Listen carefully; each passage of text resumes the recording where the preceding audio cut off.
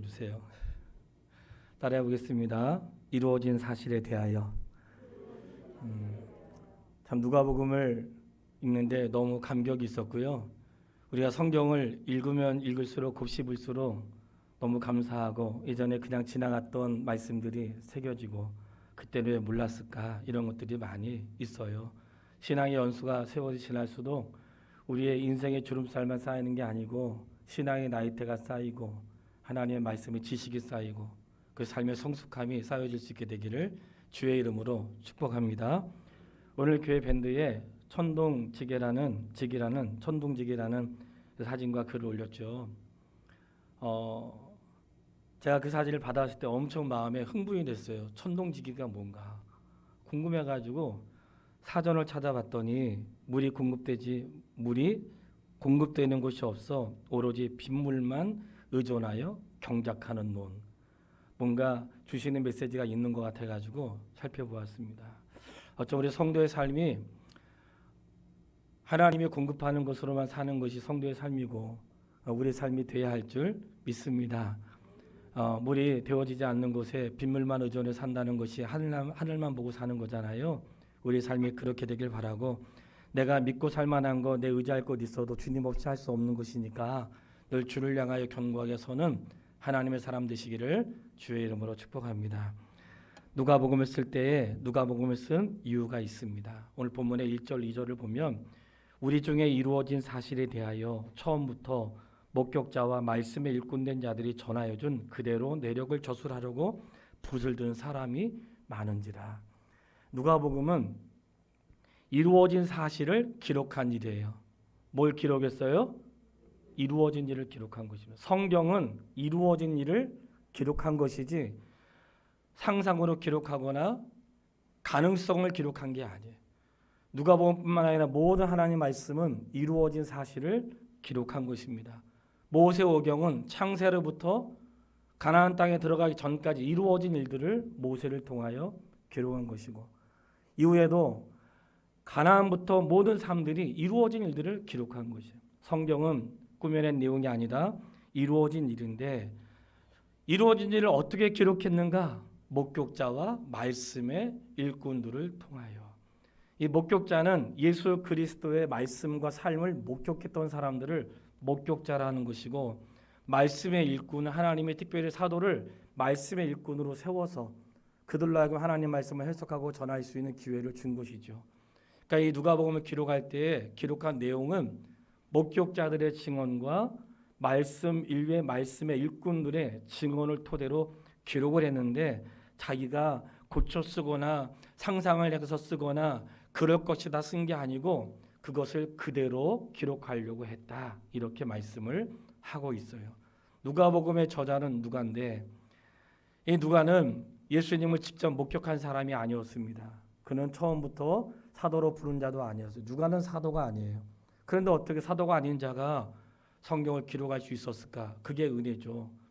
그래서 어떻게 기록했는가? 그는 직접 예수님을 목격한 적이 없고 그저 그가 했던 것은 목격자들의 증언, 그리고 말씀 봉사자들의 말씀을 듣고 회심이 되고 그와 바울의 그런 의사로 동역자로 함께하면서 들었던 말씀들을 기록하기 시작했던 거예요. 이 말씀이 우리에게 소망이 되는 것은 우리 하나님의 말씀을 보거나 듣지 못한 사람 많이 있고 예수님을 직접 목격하지 우리는 못했습니다. 그런데 예수님께서 계실 때에도 예수님의 못자국, 예수의 손자국, 창자국을 만져보아야지만 믿겠다고 했던 제자도 있으나 위에 많은 사람들이 그리스도 예수님을 보지 못했지만 그분의 목격자와 증인들로 인하여 말씀 증거자들을 통하여 우리가 그분을 믿고 그분을 알고 하나님의 뜻대로 살아가게 되는 것, 하나님의 은혜인 줄 믿습니다. 우리 역시 주님을 보지 못했으나 목격자들은 아닐지라도 그들의 증언을 통하여 하나님의 살아계심을 확인하게 되었단 말이죠. 그 확인한 누가는 이 말씀을 기록하고 싶은 자가 있었는데 본문의 말씀에 보면 거기에 누가 등장하냐면 데오빌로라고 하는 사람이 등장하게 돼요. 3절로 4절 말씀, 그 모든 일을 근원부터 자세히 미루어 살핀 나도 데오빌로 각하에게 차례대로 써 보내는 것이 좋은 줄 알았노니 이는 각하가 알고 있는 바를 더 확실하게 하려 함이로라. 아멘. 여기 데오빌로라고 하는 사람이 나오는데 각하라고 한 거 보니까 뭔가 고위 관리직 같아요. 보통은 데오빌로를 말할 때 로마인 그리고 로마의 고위 관리직 이렇게 표현을 해요. 근데 이 누가복음을 누구에게 기록했는가 할 때 데오빌로 각하에게 할 때 누가는 누구였는가 보편적으로 성경을 해석하는 사람들이 누가는 데오빌로 각하의 과거의 종이었다는 거예요. 근데 그 종이었는데 그가 그를 의사의 공부를 시켜서 자기를 오랫동안 섬기게 했다가 때가 되어 자유롭게 그를 풀어주었죠. 그때 이후에 예수 바울을 만나서 바울의 동역자의 의사로 동행을 했거든요. 그런데 이 누가가 그가 섬겼던 데오빌로라고 하는 그 사람이 각하가 이제 그리스도 예수님을 알게 됐는데 희미하게 알고 있고 정확히 알지 못하는 거예요. 그래서 이 본인이 목격하고 증언을 들었던 이런 말씀들을 잘 정리해서 차례대로 순서대로 잘 정리해서 데오빌로라고 하는 각하에게 글을 쓴 것이 누가 복음이라는 거예요. 여러분 얼마나 위대한 일인지 아세요? 한 사람을 위해서 누가복음 24장을 기록한 거예요. 우리 편지 한 장 쓰는데 엄청 공들여야 되잖아요. 예전에 다 손으로 편지했는데 요즘에 다 간단하게 메일로 보내잖아요. 이 당시에 편지를 전달하는 게 얼마나 어려웠을까요? 그런데 믿음을 시작하여 확고하지 못한 그 데오빌로라고 하는 그분에게 처음부터 진술하여 누가복음 24장을 기록했던 거예요. 근데 여기가 끝이 아니었던 거예요. 두 번째 편지가 있는데 그 두 번째 편지는 바로 사도행전입니다. 사도행전을 기록할 때는 데오빌로 각하라고 말하지 않고 데오빌로라고 얘기해요. 아마 처음에는 그 정도의 관계가 익숙하지 않았던 것 같아요. 그저 과거에 종으로 있었던 삶이 익숙하지 않았던 것 같고 이제는 두 번째 글을 쓸 때는 사도행전을 기록할 때는 28장까지 있는데 사도행전 자체가 사도들의 복음의 스토리잖아요. 그러니까 그거를 데오빌로라고 하는 사람에게 써서 하나님께서 얼마나 위대한 역사를 이루셨는지를 기록했던 거예요. 이게 왜 우리에게 소망을 줄까요? 우리가 위대한 일을 한다는 것은 큰 일이 아니라 한 사람에게 내가 알고 나를 알게 나를 세우신 그리스도 예수님을 말하고 전하는 것 굉장히 귀하고 중요한 일임을 기억할 수 있게 되기를 바랍니다. 성경을 해석하는 분들이 데오빌로를 한 사람으로도 알고 또는 그가 하나님을 사랑하는 자 이런 뜻도 포함되어 있기 때문에 데오빌로라고 하는 한 사람을 향해 기록했지만 결국은 누가복음은 이방인들, 유대인이 아닌 이방인들을 향한 복음서다. 그래서 누가복음을 이방인들의 복음서로 이렇게 말씀을 해요. 그래서 데오빌로라고 하는 사람을 향해 썼지만 결국은 그를 향해 사는 것이 하나님을 사랑하는 모든 자들에게 처음부터 진술한 내용을 기록했던 것이에요. 성도요, 우리가 왜 성경을 읽을 때 순서대로 읽는 게 중요할까요? 이 데오빌로에게도 일어났던 실제 일들을 기록할 때에 내가 처음부터 일들을 진술하고 있단 말이죠. 그러니까 처음부터 진술했기 때문에 누가복음은 어디부터 등장하냐면 바로 세례 요한의 출생과 예수님의 출생과 어떻게 출생되었는지를 처음부터 자세히 기록하고 있는 거예요. 모든 복음서가 그러진 않거든요. 그래서 성도에게 늘 권하는 게 뭐예요?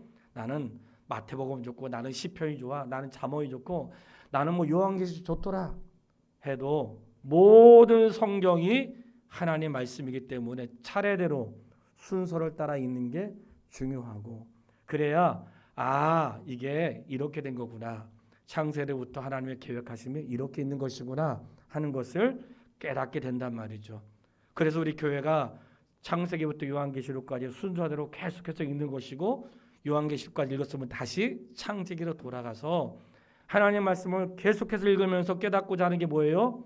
내가 알고 있는 바를 더 확고하게 하고 요동하지 않기 위함이라는 것을 기억할 수 있게 되기를 바랍니다. 바로 누가복음을 기록한 이유가 거기에 있었어요. 내가 이렇게 당신에게 글을 쓰는 것은 당신이 희미하게 알고 있는 복음을 좀 더 확고하고 요동하지 않게 하기 위하여 기록을 한 것입니다. 하면서 복음서를 쓰게 되었단 말이죠. 당시에 우리는 시대적인 상황이라는 게 있잖아요. 이때에도 성경의 모든 걸 다 기록하고 있지 않지만 이 당시에도 시대적인 상황이라는 게 있어요. 상황이 있는데 당시 누가복음을 기록할 당시의 상황은 복음을 전하기 좋은 때가 아니었어요. 예수님이 십자가 달려 돌아가시고 승천하신 이후에 예루살렘은 박해를 받았습니다. 박해가 있었고 이 백성들이 흩어졌고 로마의 박해가 엄청났던 초대교회 이야기를 우리가 너무 잘 알고 있죠. 그 당시에 두 가지 큰 교회 안에 어려움이 있었어요. 하나는 박해고 하나는 이단에 대한 문제. 오늘날도 이단의 문제는 심각합니다. 하도 가짜가 너무나 많이 생겨가지고 누가 진짜인지 구별이 안 되고 교회 안에도 가짜들이 들어와가지고 대놓고 들어오니까 제가 신천지 출입금합니다 이걸 어느 날 띄웠잖아요. 보기 흉해가지고 그때 어느 날 신천지가 들어와가지고 여기는 아무것도 안 붙였냐고 그러더라고. 그때 아마 있었던 사역자들이 있을 거예요. 왜 여기는 우리 들어와도 되냐고 그러더라고. 아니 대놓고 들어와도 되냐고 막 성질을 내고 가는 거예요.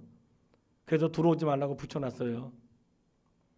대놓고 이단들이 판친단 말이죠. 자, 그러나 이단이 뭘까요? 우리가 알고 있는 자들만 이단이 아니에요.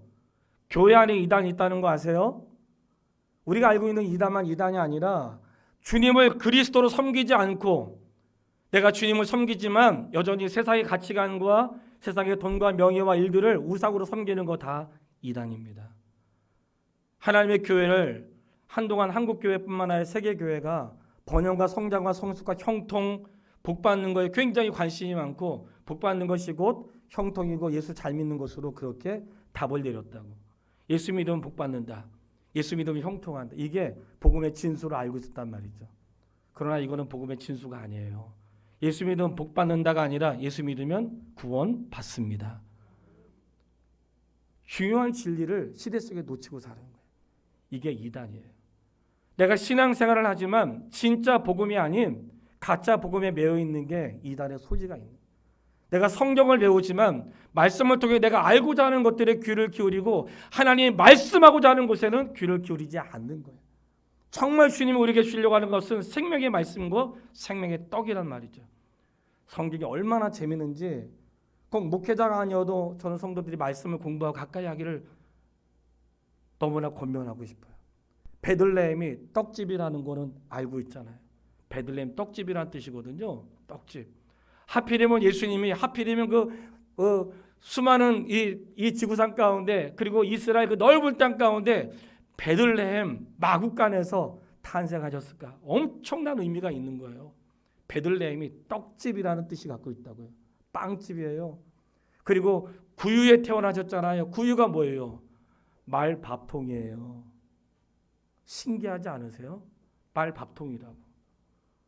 예수님이 빵집에서 태어나시고 떡집에서 태어나시고 태어나신 장소에 누우셨던 곳이 바로 말밥통에 누우셨다고. 누가 볼 때는 참 웃기고 그리고 별것 아닌 것 같지만 굉장한 메시지가 담고 있는 거예요. 예수님이 생명의 떡이시다.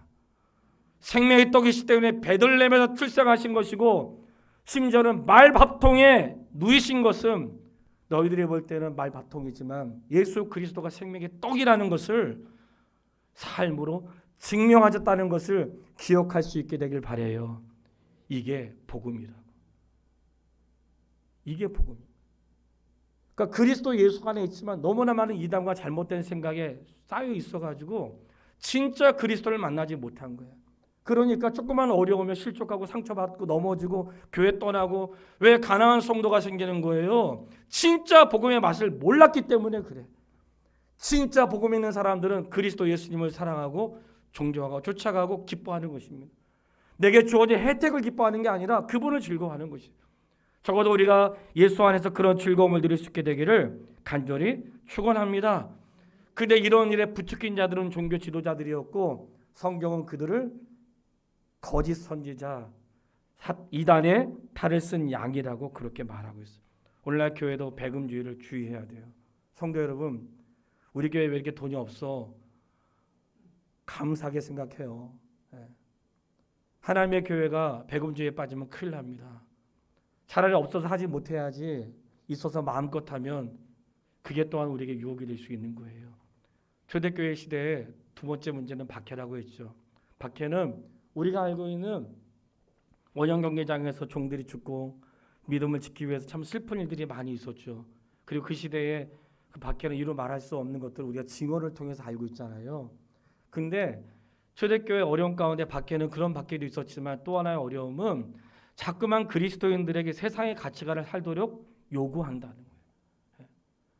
오늘 하나님을 경외하는 자들의 삶의 방향이 있는데 예수 믿으면서도 자꾸만 예수 믿는 자에게도 하늘의 가치관이 아닌 세상의 가치관으로 살도록 요구한다는 거예요. 부모가 요구하고 남편이 아내가 요구하고 자녀들이 요구하고 왜 우리는 이렇게 살아요? 당신 그거밖에 못해? 온통 그리스도 안에 있어도 그 가치관이 복음의 가치관이 아니라 세상의 가치관으로 채워져 있으니까 이게 또 다른 박해의 의미가 되는 거예요. 내가 그리스도의 말씀대로 살고 싶은데 박해가 있어. 박해는 고난으로만 오는 게 아니라 형통함을 통해서도 오는 거예요. 삶의 윤택함이 나로 하여금 그리스도 예수님을 떠나가게 하는 거예요. 우리가 이 말씀을 드리는 것 초대교회에도 그런 어려움이 있었다는 거예요. 그래서 형통함이 교회의 본질이 아니라는 것.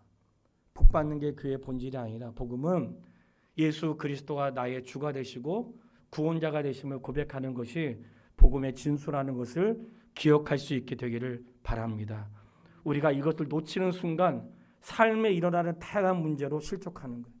성도요, 삶에는 여러 가지 일이 있을 수 있고 예수 믿는 사람도 고난 받을 수 있고 예수 믿는 사람도 안 될 수 있고 예수 믿는 사람도 실족할 수 있는 거예요.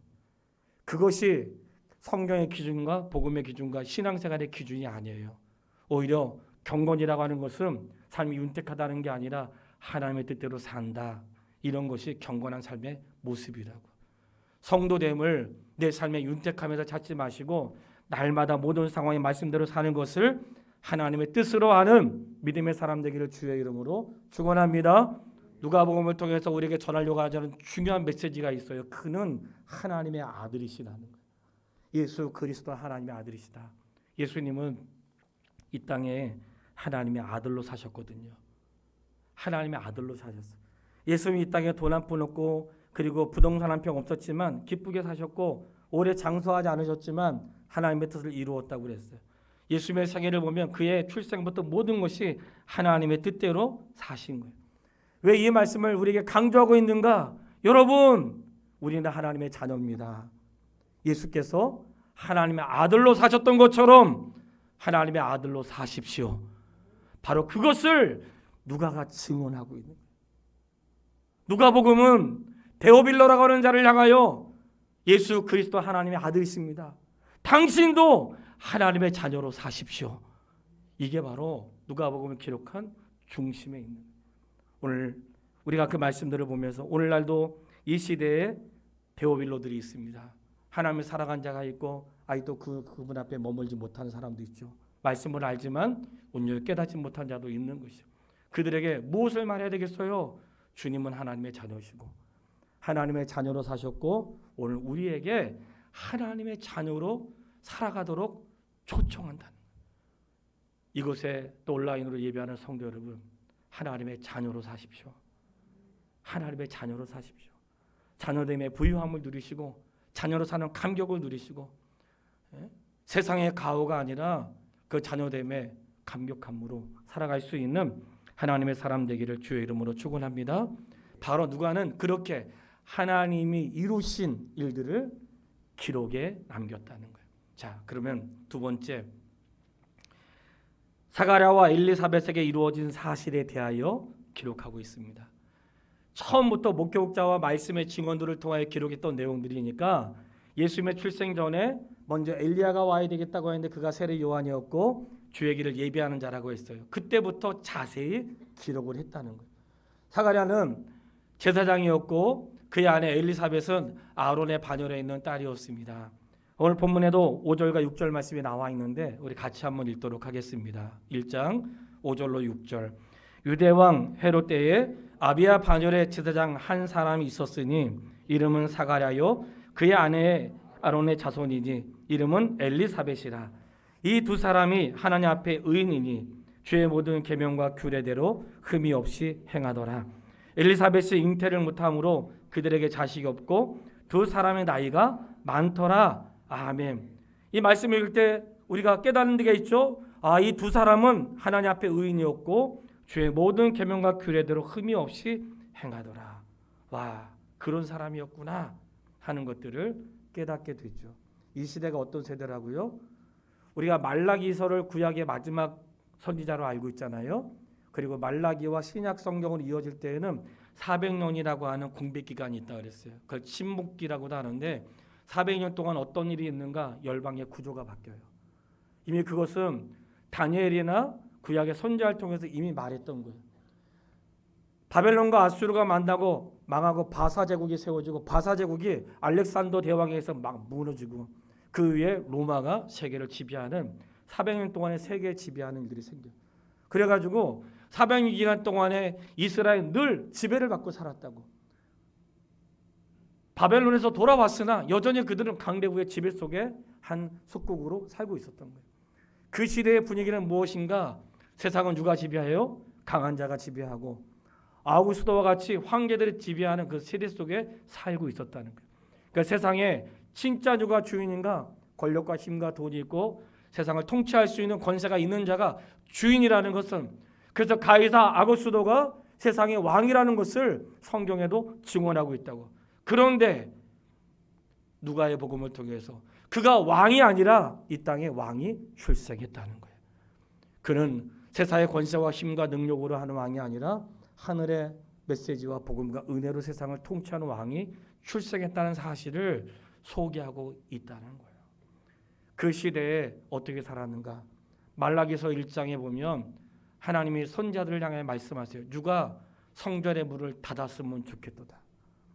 얼마나 그 시대에 성전에 부패가 있었으면 차라리 성전 문을 닫았으면 좋겠다는 거예요. 그들이 제사하러 음식을 갖고 왔는데 다 썩어서 먹지 못하고 할 수 없는 것들을 가지고 왔고, 예수님 당시에도 우리가 알고 있는 거 있죠. 얼마나 부패했는지. 예수님 성전에 들어가셨는데 성전에 이방인의 뜰에서 뭐하고 있었어요? 장사하고 있었잖아요. 왜 장사했을까요? 이미 신앙생활 오래 하신 분들은 다 듣고 있다고. 왜 장사했을까? 그들이 거기서 산 물건만 받아주는 거예요. 그들이 오랫동안 예배를 위해서 준비하고 양을 키우고 새끼 양과 서로 준비해가지고 오면 흠이 있다고 되찾아봤고, 오는 동안에 뭔가 흠집이 생겼으니까 이건 재물이 안 된다는 거예요. 그러니 차라리 돈이 들더라도 가서 거기서 사가지고 거기서 제사를 지내는 게 좋겠다. 그런 마음을 갖게 된 거라고. 이게 뭐예요? 타락인 거예요. 예배를 빌미로 한 타락, 제사를 빌미로 한 종교 타락이 예루살렘 성전 안에 있었다는 거예요. 그러니 주님이 뭐라고 하세요? 성전의 문을 닫았으면 좋겠다고 하셨다고. 그 시대에 누가 있었다는 거예요? 제사장 반열에 사가랴와 아론의 자손에 엘리사벳이 있었는데 그들이 주 앞에서 규례를 지키고 흠이 없이 했다는 거예요. 이것이 오늘 우리에게 주시는 소망의 메시지가 있는 거예요. 그들은 그 시대에 꺼지지 않는 등불로 있었습니다. 성도요, 코로나 시대에 꺼지지 않는 등불로 있으십시오. 이 시대에 꺼지지 않는 등불로 계세요. 누군가는 빛을 발하고 있고 누군가는 그곳에 있어야 흐트러지고 방향을 잃어버렸을 때 중심을 찾을 수가 있다고. 하나님이 성전문을 닫고 싶은 그때 사가랴와 엘리사벳을 통해 성전의 등불이 꺼지지 않도록, 그리고 그 시대 예배자의 참된 모습을 보여주었다는 거예요. 그 애는 자식이 없고 나이가 들었지만 자식이 없다고 그랬어요. 우리가 그럴 때 깨닫죠. 아, 예수 잘 믿어도 이렇게 안 되는 것도 있구나 하는 것들을 알게 되죠. 그런데 그런 자식이 없는 자였는데 천사를 통해서 말씀해 줬어요. 너에게 자녀가 있을 것이다. 근데 그는 주 앞에서 큰 자가 될 것이다. 얼마나 감격스러워요. 여기서 자녀가 된다는 것은 우리가 그냥 언제든지 나올 수 있는 건강한 상태가 아니라는 것 좀 다 알고 계시죠. 사가랴와 엘리사벳은 남자의 기능을 상실하고 더 이상 자녀를 낳을 수 없는 여자의 기능이 생기지 않는 때라고. 더 이상 가능성이 없는 그때에 하나님의 성령의 역사로 그에게 자녀가 출생하는데 그 자녀는 어떤 자가 되는가? 주 앞에 큰 자가 된다고 했어요. 우리가 가끔 하나님 큰 사람 되게 해주세요 기도할 수 있잖아요. 성경이 말하는 큰 자가 누군지 잘 기록되어 있어요. 한번 보세요. 15절 16절 16절 말씀을 같이 읽겠습니다. 이는 그가 주 앞에 큰 자가 되어 포도주나 독한 술을 마시지 아니하며 모태로부터 성령의 충만을 받아 이스라엘 자손을 주 곧 그들의 하나님께로 많이 돌아오게 하겠습니다. 아멘. 주 앞에 큰 자가 될 것이다 했는데 그 큰 자는 누굴까요? 그가 이 땅에 있는 동안 포도주와 독주를 하지 않고 성령이 충만하여 많은 사람들을 주께로 돌아오게 할 것이다. 내가 생각하는 큰 자는 누굽니까? 우리가 생각하는 큰 자는 누구세요? 대통령, 사업가, 큰 일을 행하는 사람. 주님은 그들을 큰 자라고 말씀하지 않으세요. 너무나 놀랍게도 큰 자가 되는데 그는 성령에 충만하여 자기를 지키고 많은 사람을 아버지께로 돌아오게 하는 자가 큰 자라는 거예요. 이게 큰 자인 것입니다. 오늘 하나님의 교회에 별일 없는 것 같죠? 우리가 이 땅에 사는 날 동안 우리의 시선이 사람들의 결론과 생각이 아니라 주께서 우리를 어떻게 생각하시는지 주목하세요. 주께서 말씀하시는 거라고. 세례 요한의 출생이 있는데 그는 하나님 앞에 큰 자가 되는데 그 큰 자가 뭐라고요? 자기를 지켜 세속에 물들지 않고 성령에 충만하여. 성령 충만은 곧 말씀 충만과 연결되어 있습니다. 그리고 많은 사람을 주께로 돌아오게 하는 자라는 거예요. 그에게 엘리야의 심정이 있다는 거예요. 엘리야의 심정 뭐예요? 바알과 그런 아스타롯이라고 하는 돈과 재물의 우상을 섬기는 그때에 하나님 앞에 홀로 서가지고 애통했던 그런 심정이 그에게 있었다는 거예요. 그런 하나님의 메시지를 사가랴가 받았어요. 세상에 자녀가 없는 그 집에 자녀를 주겠다고 말씀하시는데 그것도 하나님의 종을 이 자녀의 이 집에 태어나게 하겠다고 말씀하셨을 때요. 그때에 고백을 해. 그 고백한 내용이 24절 25절에 나오거든요. 이후에 그의 아내 엘리사벳이 잉태하고 5달 동안 숨어 있으며 이르되 주께서 나를 돌보시는 날에. 성도 여러분, 기도에 응답되었다는 건 뭘까요? 주님이 나를 돌보셨다는 뜻이에요. 내가 기도했는데 하나님 응답해 주셨어요. 그것은 주님이 나를 돌보셨구나, 그런 뜻이라고. 내가 기도를 잘했구나, 그런 뜻이 아니고 주님이 나를 돌보셨구나. 사가랴가 그런 그 순서에 따라서 제사를 집례할 때에 천사를 통해 말씀하셨고 그리고 주님의 돌보심을 알았어요. 그리고 그 아이는 어떤 아이가 되는 것인가? 1장 76절에 보면 이 아이여 내가 지극히 높으신 이의 선지자라. 일컬음을 받고 주 앞에 앞서가서 그 일을 준비하여 주의 백성에게 그 죄 사함으로 말미암는 구원을 알게 하리니. 이 아이가 출생하는데 세례 요한이 어떤 아이예요? 내가 지극히 높으신 이의 선지자라. 느끼는 거 없으세요? 오늘 하나님 나를 부르셨어. 내가 누구예요? 나는 지극히 높으신 이의 자녀예요. 여러분, 교회 일꾼이십니까? 교회 일꾼 누구예요? 너는 지극히 높으신 이의 일꾼이에요. 적어도 내가 나의 나됨이 무엇으로 있는 줄은 알아야죠. 그래야 내가 걸어가는 삶에 겸손함이 있고 삶에 감당하고자 하는 의지가 생기죠. 내가 누군가? 너는 지극히 높으신 이의 선지자니라. 그러니까 그가 출생의 비밀이 그는 자랄 때부터 선지자로 지명을 받은 거예요. 그래서 그는 빈들에 자랐고 그런 삶의 스토리가 있죠. 오늘 하나님의 사람들의 이야기를 말할 때 화낸 사람 누구예요? 너는 지극히 높으신 이의 자녀임을 믿으시기를 바랍니다. 지극히 높으신 이의 목사요, 지극히 높으신 이의 성도요, 일꾼이라. 오늘 우리는 지극히 높으신 분의 그런 명을 받던 하나님의 사람이라는 이 말씀을 읽을 때 얼마나 희열이 느껴지는지 몰라. 아이가 자라며 심령이 강화해지고 이스라엘에 나타난 날까지 빈들에 있느니라. 아이가 자란다는 말씀에 감격했어요. 사가랴와 엘리사벳이 자신에게 이루어진 일들을 지금 말하고 있는 거예요. 사가랴와 엘리사벳에게 어떤 일이 일어났어요? 불가능한 상태에서 자녀를 출생하는데 그는 큰 자가 되었고 그는 하나님의 선지자였던 거예요. 그런데 이 아이가 자라며 심령이 강화해지고 이스라엘의 그날까지 빈들에 있었는데 아이가 자란다는 말씀이 얼마나 울컥했는지 몰라. 하나님, 이 시대에도 아이들이 자라고 있습니다. 하나님을 경외하는 아이, 이 땅에 하나님의 뜻을 기뻐하는 아이, 돈과 출세와 공부와 세상의 일들로 쫓아가는 아이가 아니고 세상의 가치관과 세상의 기준 가지고 사는 아이가 아니라 힘의 원리를 가지고 있는 그때에 사랑의 원리를 갖고 사는 그 아이들을 출생하게 하시고 수많은 사람들이 세상의 가치관을 쫓아 사는 그때에 경건하여 하나님을 경외하며 규례를 지키고 흠이 없이 사는 그런 아이를 출생하게 하여 이 땅에 하나님의 자녀로 경건하게 사는 자로 만드시는 그분의 은혜를 기억합니다.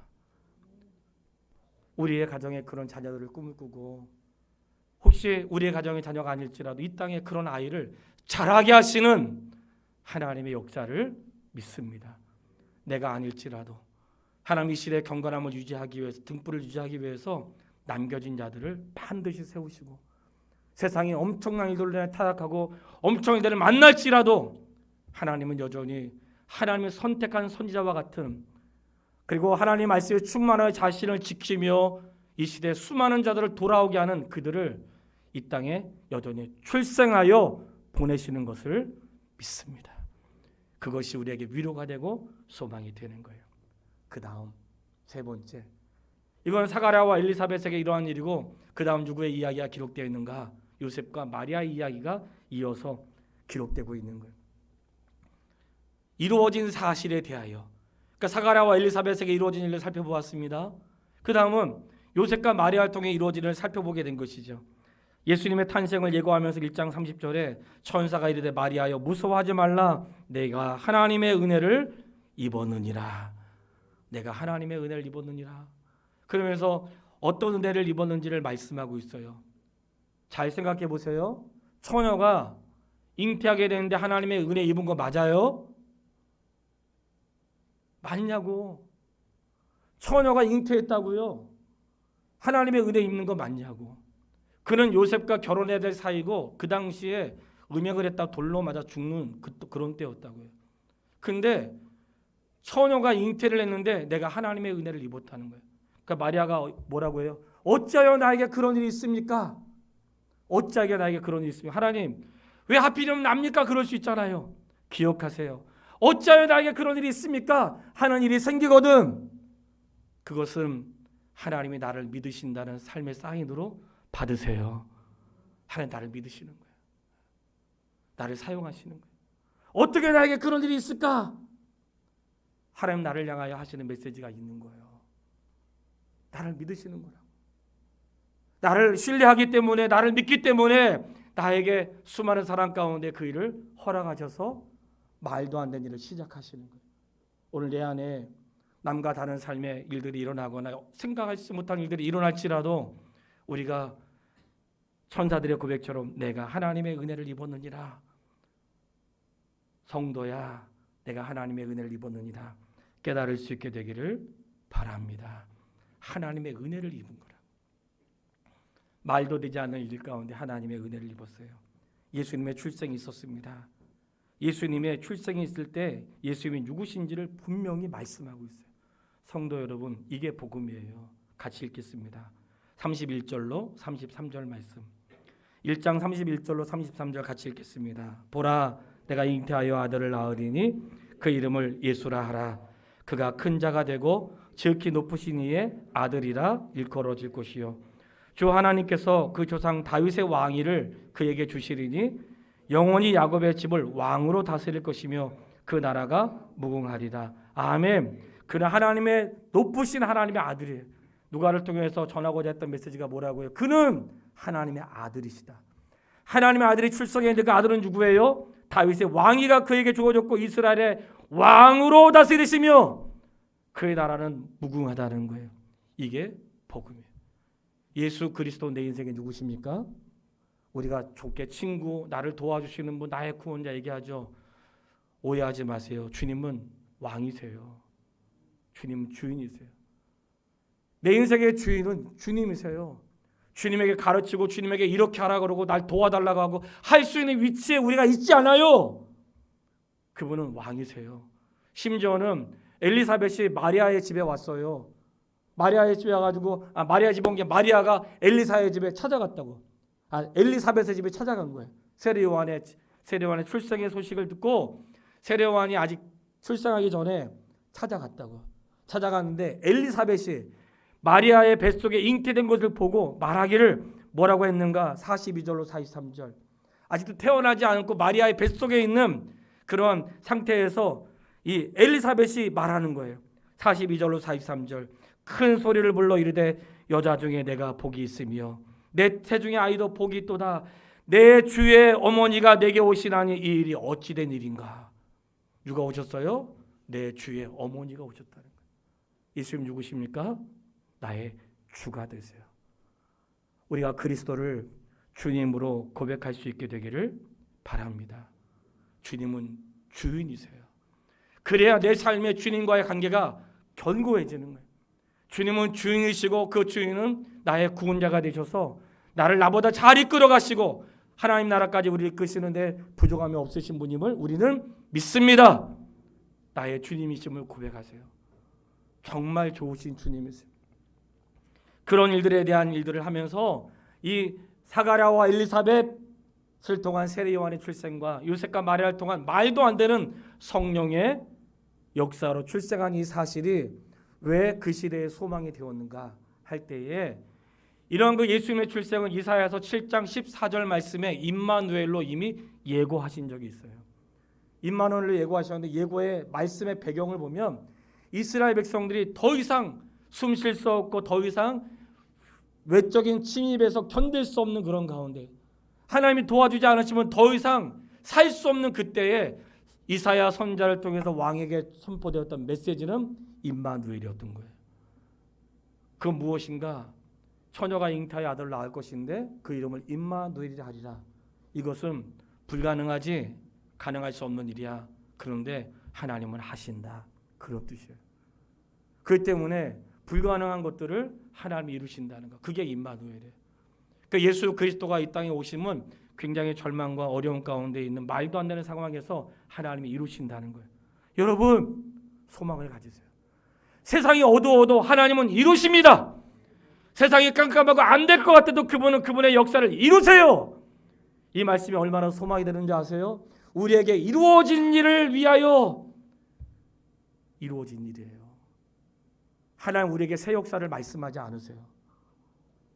이루신 일을 목격하게 하시고 이루신 일을 감격하게 하시고 이루신 일을 누리게 하시는 거예요. 하나님의 교회와 이 땅에 있는 열방인에게 역사를 말씀하지 않으신다고. 역사는 주님이 이루신 거예요. 그저 우리는 이루신 자리에서 그분을 즐거워하고 찾아가면서 앞으로도 계속 이루어 가실 그분을 기뻐하는 것이 우리의 인생에 해야 될 일인 줄 믿습니다. 그때에 그러한 일들을 보고 45절에 고백을 해요. 주께서 하신 말씀이 반드시 이루어지라고 믿는 그 여자에게 복이 있도다. 약속의 말씀 믿는 자가 복이 있는 거예요. 이게 진짜 복이에요. 복은 하나님의 말씀을 믿는 자가 복이 있는 것입니다. 말씀대로 이루어지는 걸 믿고 오늘도 살아가는 거예요. 그 성도는 이 땅에 어떤 삶의 변화와 일어나는 거에 의존하지 않고 그분의 말씀을 믿는 것이에요. 그 말씀을 믿는 자에게 복되도다 말씀하셨고 그가 마리아가 기뻐서 찬양을 하는데 46절로 47절 찬양하는데 마리아가 이르되 내 영혼이 주를 찬양하며 내 마음이 하나님 내 구주를 기뻐하였으며 막 구구절절 넘어는 마음이 뭉클한 거예요. 마리아가 와 내가 하나님의 복된 자가 되고 내가 이렇게 만일의 어머니가 되었는데 말하지 않고 그가 뭘 했습니까? 내 영혼이 주님을 찬양하고 내 마음이 하나님의 내 구주를 기뻐하였으며 마리아는 지금 하나님을 찬양하고 나의 구원자 되시는 그분을 기뻐하고 있는 거예요. 우리에게 그런 기쁨이 일어날 수 있게 되기를 바랍니다. 나의 기쁨은 그분에게 있는 것입니다. 나의 기쁨이 그분에게 있는 거예요. 나의 기쁨 나의 소망 되시며 나의 생명이 되신 주 밤낮 불러서 찬송을 드려도 늘 아신 마음 뿐일세. 늘 아쉽다고. 그분을 찬양해도 늘 아쉬워. 요셉과 마리아에게 이루어진 사실을 기록하고 있습니다. 하나님께서 역사하시고 그는 우리의 왕이시고 주가 되시는데 불가능을 가능하게 하시면서 이 시대에 우리는 볼 때 불가능하고 어두울지라도 그가 이루신다는 것을 예수 그리스도의 출생을 통하여 보여주신 것을 이루어 주신 일을 기록했다는 거예요. 이 사실을 수많은 사람 가운데 하나님의 특별히 천사를 통해 누구에게 알렸는가? 그 지역에 사는 목자들에게 알려주었습니다. 2장 8절에 보면 그 지역의 목자들이 밤에 밖에서 자기 양떼를 지키더니, 그 지역에 있는 목자들에게 알려주었는데 15절에 보면 이 목자들이 천사를 통해 소식을 들었잖아요. 주가 탄생하실 것이다. 하늘의 영광이요 땅의 기뻐하심을 입은 사람 중에 평화로다 소식을 들었어요. 목자들이 15절에 주께서 우리에게 알리신 바 이 이루어진 일을 보자. 이 지역에 있는 목자들에게 천사들이 소식을 전했다고요. 근데 소식을 들었어. 듣고 끝난 게 아니에요. 하나님이 이루어진 일이 사실인지 가서 보자 하고 누구에게 갔을까요? 요셉과 마리아 그 구유에 찾아갔던 거예요. 찾아갔어요. 찾아가서 2장 16절로 17절에 보면 빨리 가서 마리아와 요셉과 구유에 누인 아이를 찾아서 보고 천사가 자기들에게 이 아이에 대하여 말한 것을 전하니. 오늘 결론이에요. 이제 보세요. 목자는 천사를 통해 예수 그리스도의 소식을 들었어요. 와, 우리가 이루어진 일을 가서 보자 하고 갔어요. 가서 마리아와 요셉을 만났어요. 그리고 그들에게 뭘 말했어요? 자신들에게 이루어진 천사의 소리를 말했던 거예요.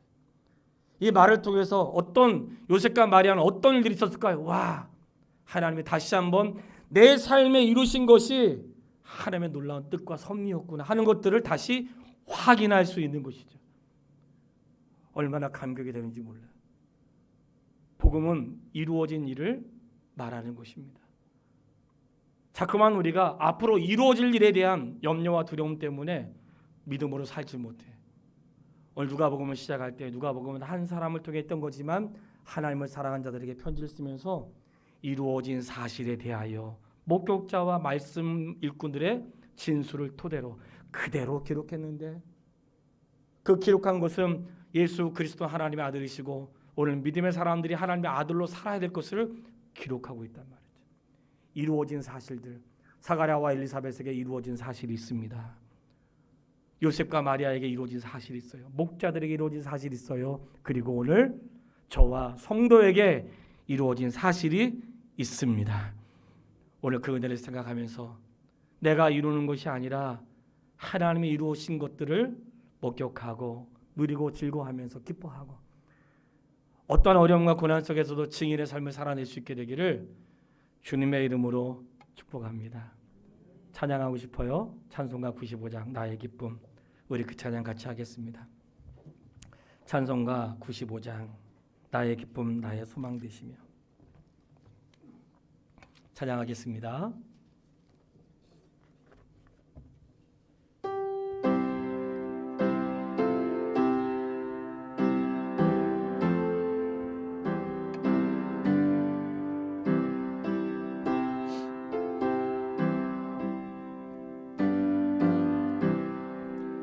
나의 기쁨 나의 소망 되시며 나의 생명이 되신 주 밤낮 불러서 찬송을 드려도 늘 아신 마음 뿐일세.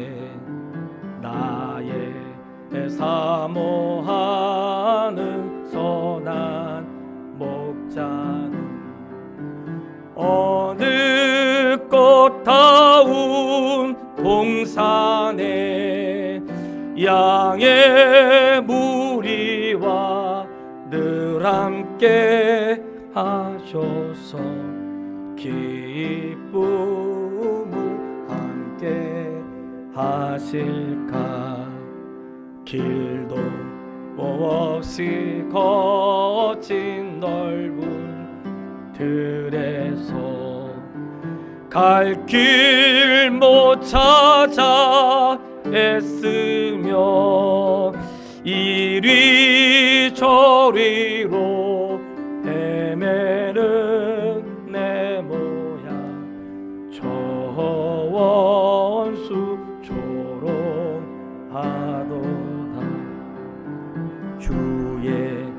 자비롭고 화평한 얼굴 모든 천사도 반기며 주의 놀라운 진리의 말씀에 전지가 와닿아도다. 나의 진정 사모하는 예수님 음성조차도 반갑고 나의 생명과 나의 참 소망은 오직 주 예수.